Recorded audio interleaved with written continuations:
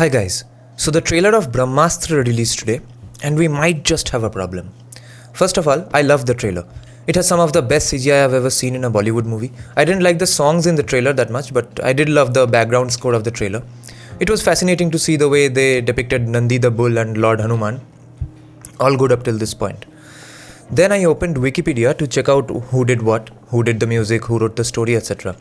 So the story screenplay direction is by Ayan Mukherjee, who is also the director of Wake Up Sid, a movie loved by all 90s kids. Ayan Mukherjee is also the brother-in-law of Ashutosh Gawadikar, the director of Jodha Akbar.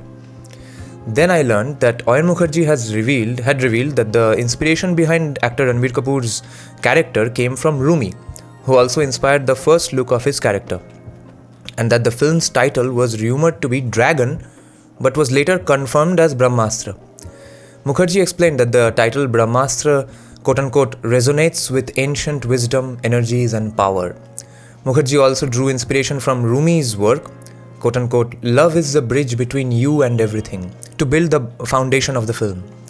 Later, he revealed that the Rumi-inspired look was scrapped and Ranbir Kapoor had gotten a haircut instead. Here's a direct quote from Ayan Mukherjee's Instagram account, 10th March 2019. This was the caption of a picture he posted of Ranbir Kapoor's look in the film. The caption says, first, he was Rumi with long hair. This image is from an early look test for the movie. Rumi said love is the bridge between you and everything. And that feeling is the foundation we started building the protagonist of this movie on. But then there was new inspiration, newer thoughts. We gave Ranbir a haircut and Rumi became Shiva. So I'm getting the impression that in between production, they changed the idea of making the look and name of Ranbir's character Shiva instead of Rumi. You may think that's kind of fishy. Or you can believe that the director did genuinely have some fresh inspirations for the character and therefore decided to change the name.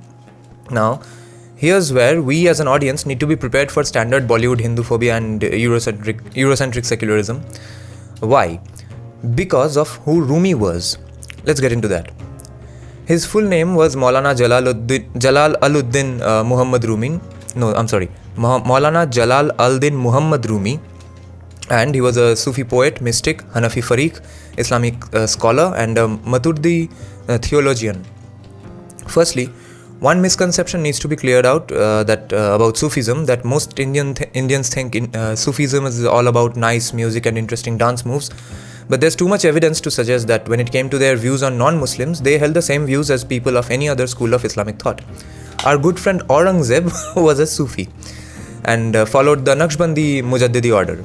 Aurangzeb was a disciple of Khwaja Muhammad Masoom. We'll come back to this context later. And we'll also discuss what Rumi himself said of Hindus. But for now, let's discuss some of the people he inspired. From the 17th century onward, one can easily trace the influence of Rumi's seminal poem called Masnavi in the writings of Indian scholars like Shah Waliullah, Sayyid Ahmad Barelvi, etc. Their disciples further developed their ideas. Thereafter, the teachings of Sir Syed Ahmed Khan and others belonging to the Aligarh school of thought are also founded on Rumi's Masnavi.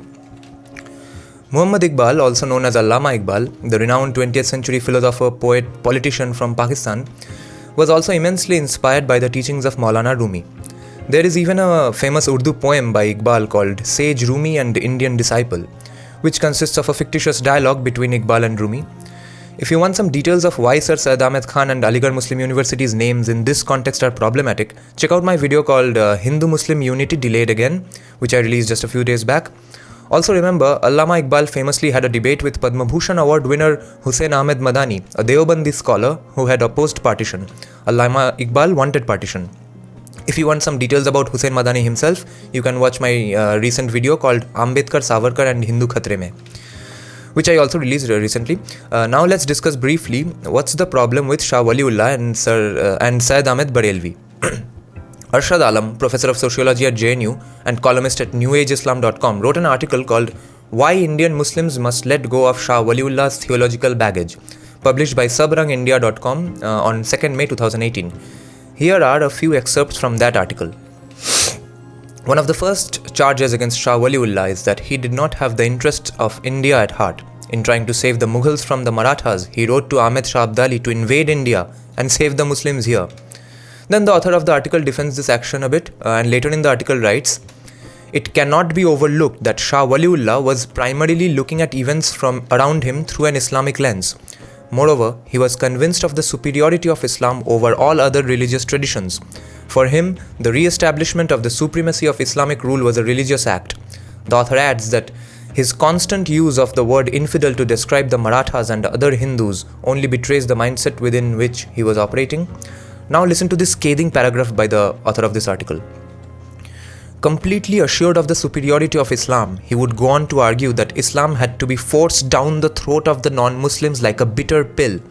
But for that to happen, leaders of non-Muslim communities who refused to accept Islam should be annihilated, the strength of that community reduced, and their property confiscated.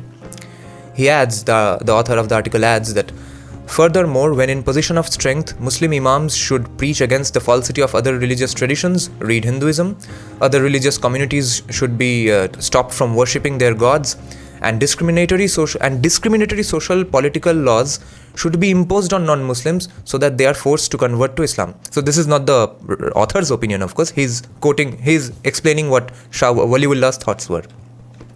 Now that we are done with Shah Waliullah, let's check out who is Sayyid Ahmed Barelvi. He was an Indian Islamic revivalist scholar and military commander from Rai Bareli. When he returned to India from his trip to Mecca at the end of 1822, he decided that God had himself given him a mission to get rid of all the non-Islamic dirt accumulated in the Muslim community in India. The non-Islamic dirt included the following: A. The heterodox Sufis, 2. B. The Shias, and C. The practices that Indian Muslims borrowed from Hindus. The last point is interesting. Let's hear it in the words of Professor Ahmed Aziz. The professor writes, "This last category was by far the most important and was most vigorously denounced by Sayyid Ahmed Barelvi. It had included pilgrimage to Hindu holy places, shouting Hindu religious slogans and adorning the tombs with lingams, worship of Hindu deities, borrowing from Hindu animism, consulting Brahmins for good or bad omens, and celebration of Hindu festivals. Next came external Hindu manners such as eating on leaves or keeping pigtails or piercing women's ears and nose to wear jewelry, or shaving one's hair and eyebrows in imitation of yogis, or even dressing like Hindus." So basically the newly converted Muslims had been keeping up some of their Hindu traditions, and that obviously pissed off Sayyid Ahmed Barelvi. Sayyid Ahmed revealed his true intent in another letter addressed to a Muslim businessman.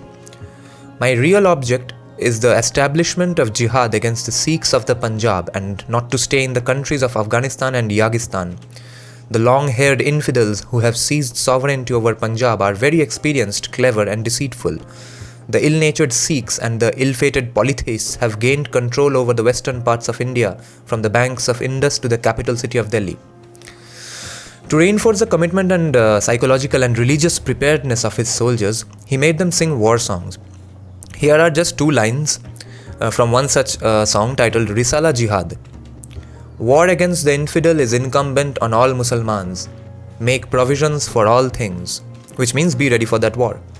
Connecting these 2 personalities, historian Aisha Jalal writes in an article published in The Hindu on 22nd August 2016 titled Tracing the Roots of Jihad in South Asia. The Delhi-based scholar Shah Waliullah, hailed as a Muslim modernist as well as the architect of Sunni orthodoxy, enunciated the most systematic theory of jihad. It was his theory that Sayyid Ahmed of Rai Bareli sought to implement between 1826 and 1831. The quote ends. And now let us get into some of the things said by Maulana Rumi himself. Here I'll quote extensively from Professor Dr. Anne-Marie Schimmel's book, The Triumphal Sun, a study of the works of Jalaluddin Rumi. Now, before anyone accuses me of quoting Sanghi or RSS sources, let me point out to you that Dr. Schimmel was a legitimate Orientalist and specialized in Islam, especially Sufism.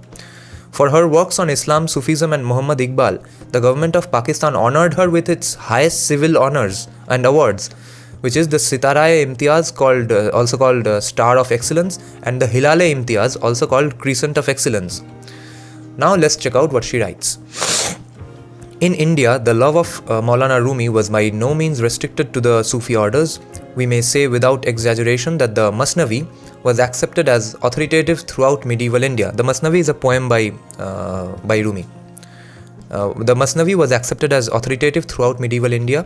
The Emperor Akbar loved the Masnavi, and we read that the poet Sheda at Shah Jahan's court quoted in self-defense the authority of Maulana Rumi and was released.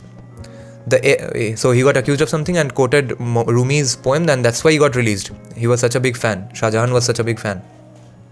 The heir apparent of the Mughal Empire, Shah Jahan's son Dara Shikoh, was a great admirer of Rumi. So much so that he copied a Masnavi of Rumi with his own hand. Dara's younger brother Aurangzeb, who persecuted and eventually executed him, was also fond of Rumi's poetry to such an extent that his theological instructor, Maula Jivan, composed an interpretation of the Masnavi. One of his courtiers had told Dara Shikoh's mystical leader, Maula Shah Badakshi, that I have often had the honor of reading before Aurangzeb passages from the Masnavi of Jalaluddin Rumi. The emperor was often so touched that he shed tears. Now, also, you have to remember that Aurangzeb's daughter was also a big fan of Rumi. Now, some more details of Maulana Rumi's works in Dr. Shimal's words. The difference between Turk and Hindu, or Turk and Negro, or Byzantine and Negro is part of the material world. When they look into the mirror, they see their own beauty or ugliness. Maulana connects this very idea of the mirror with the thought of death, which will appear like a mirror before man to show how everyone his true face. It looks lovely for the Turk, ugly for the Negro. On the spiritual plane, the Prophet is the mirror in which Turk, Hindu, that is faithful and infidel, can see their true nature. So he considers everyone non-Turk to be on the same level, and Negroes, Hindus, etc. Here's some more. The Hindu is usually described as lowly and ugly. This is a direct quote from that book. Rumi saw the whole world as a dark Hindustan that must be destroyed in Turkish style. So this is the interpretation presented by Dr. Shimal, and what was the source of this interpretation? That exact poem's line is, when you are intoxicated from pre-eternity, take the sword of endless eternity. In Turkish style, sack the Hindu, beg existence.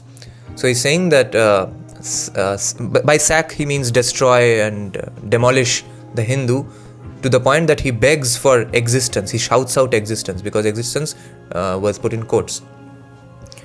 Then here's another quote from his Masnavi. The Hindu burnt a mirror in vexation, saying, the mirror causes a man to look black-faced. Here are some direct quotes from his book Masnavi. To the picture of a fish, what is the difference between sea and land? To the color of a Hindu, what is the difference between soap and black vitriol? Here's another quote. Whoever is like a fraudulent Hindu, for him the day of inspection is the time of exposure. And here's the last quote. The donkey does not dream of Hindustan at all. The donkey has never journeyed from Hindustan to a foreign country. So he's talking about people of Hindustan who have never left the country, therefore they don't dream of Hindustan because we are donkeys. Now here's a section of the English translation and brief explanation by the 19th century British Orientalist E.H. Winfield from his English translation of Rumi's Masnavi. This is the story of a Hindu slave. A certain man had a Hindu slave whom he had brought up along with his children, one of whom was a daughter. When the time came for giving the girl in marriage, many suitors presented themselves and offered large marriage portions to gain her alliance. At last, her father selected one who was by no means the richest or noblest of the number, but pious and well-mannered. The women of the family would have preferred one of the richer youths, but the father insisted on having his own way, and the marriage was settled according to his wishes. As soon as the Hindu slave heard of this, he fell sick, and the mistress of the family discovered that he was in love with her daughter, and aspired to the honor of marrying her.